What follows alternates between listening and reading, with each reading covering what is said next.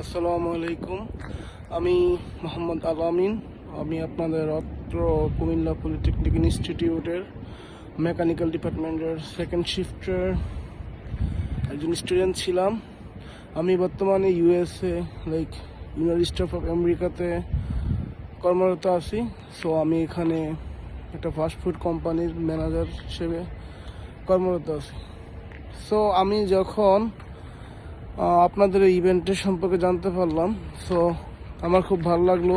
Because of আপনারা 10 বছর পরে সবাই একত্রিত হচ্ছেন, যেটা আমরা যারা প্রবাসী আছি তাদের পক্ষে কোনো মতেই সম্ভব না। আর কলেজে পড়ালেখাকালীন আমার অনেক স্মৃতি আছে, আমতলাতে আড্ডা দেওয়া, পাহাড়ে ঘুরতে যাওয়া, বোর্ড মার্কেটে অনেক সময় ক্লাস শেষে খাওয়া দাওয়া। আমার অনেক ফ্রেন্ড সার্কেল ছিল এখানে, ইমরান অ্যান্ড ইমো, বাদল, হান্নান, ওবায়দুল, সজীব, আর অনেক সামথিং পিপল ছিল এখানে।